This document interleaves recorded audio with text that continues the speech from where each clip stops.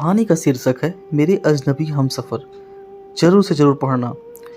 वो ट्रेन के रिजर्वेशन के डब्बे में बाथरूम की तरफ वाली सीट पर बैठी थी। उसके चेहरे से पता चल रहा था कि थोड़ी सी घबराहट उसके दिल में कि कहीं टीटी ने आकर पकड़ लिया तो। कुछ देर तक तो पीछे पलट पलट कर टीटी के आने का इंतजार करती रही। शायद सोच रही थी कि थोड़े बहुत पैसे देकर कुछ निपटारा कर लेंगे। देखकर यही लग रहा था कि जनरल डब्बे में चढ़ कर नहीं पाई, इसलिए इसमें आकर बैठ गई। शायद ज़्यादा लंबा सफ़र भी ना करना होगा।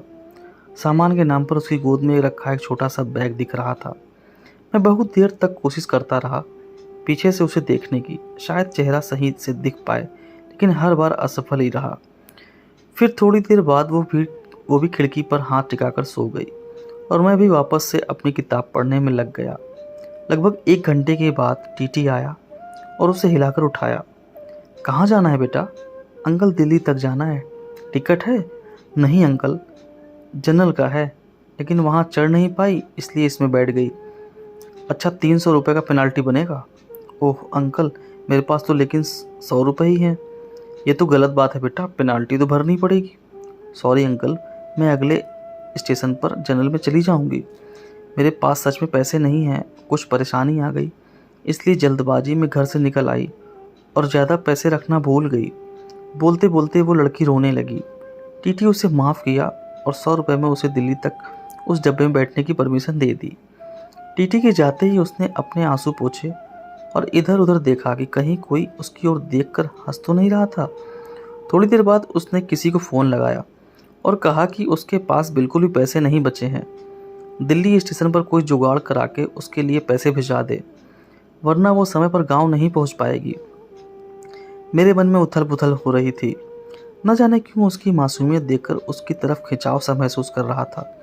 दिल कर रहा था कि उसे पैसे दे दूं और कहूं कि तुम परेशान मत हो और रो मत, लेकिन एक अजनबी के लिए इस तरह की बात सोचना थोड़ा अजीब था। उसकी शक्ल से लग रहा था कि उसने कुछ खाया पिया नहीं है, शायद सुबह से, और अब तो उसके पास पैसे भी नहीं थे। बहुत देर तक उसे इस परेशानी में देखने के बाद मैं कुछ उपाय निकालने लगा जिससे मैं उसकी मदद कर सकूं और फ्लर्ट भी ना कहलाऊं। फिर मैं एक पेपर पर नोट लिखा। बहुत देर से तुम्हें परेशान होते हुए देख रहा हूं। जानता हूं कि एक अजनबी हम उम्र लड़के का इस तरह तुम्हें नोट भेजना अजीब भी होगा और शायद तुम्हारी नज़र में गलत भी, लेकिन तुम्हें इस तरह परेशान देखकर मुझे बेचैनी हो रही है, इसलिए यह 500 रुपये दे रहा हूँ। तुम्हें कोई एहसान ना लगे इसलिए मेरा एड्रेस भी लिख रहा हूँ। जब तुम्हें सही लगे मेरे एड्रेस पर पैसे वापस भेज सकती हो। वैसे मैं नहीं चाहूँगा कि तुम वापस करो। अजनबी हमसफ़र। एक चाय वाले के हाथों उसे वो नोट देने को कहा और चाय वाले को मना किया कि उसे ना बताए कि वो नोट मैंने उसे भेजा है। नोट मिलते ही उसने 2-3 बार पीछे पलट कर देखा कि कोई उसकी तरफ देखता हुआ नज़र आए तो उसे पता लग जाए कि किसने भेजा। लेकिन मैंने तो नोट भेजने के बाद ही मुंह चादर डालकर लेट गया था। थोड़ी देर बाद चादर का कोना हटाकर देखा तो उसके चेहरे पर मुस्कुराहट महसूस की। लगा जैसे कई सालों से इस एक मुस्कुराहट का इंतजार था। उसकी आंखों की चमक ने मेरा दिल उसके हाथों में जाकर थमा दिया। फिर चादर का कोना हटाकर थोड़ी देर में उसे देखकर जैसे सांस ले रहा था।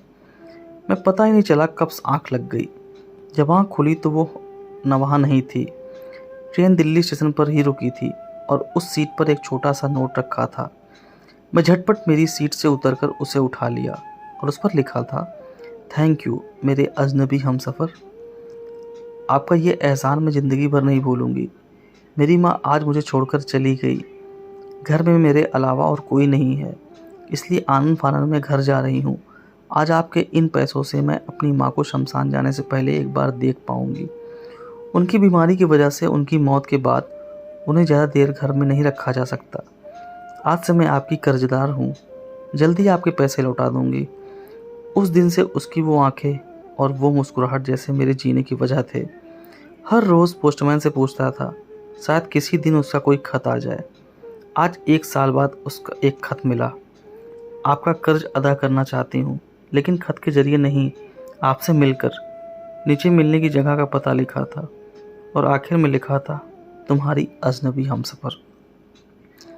दोस्तों, उम्मीद करता हूँ ये भावुक कहानी आपको पसंद आई होगी। अगर पसंद आई वीडियो को लाइक करें, शेयर करें और चैनल पर नए हो तो चैनल सब्सक्राइब करना ना भूलें धन्यवाद।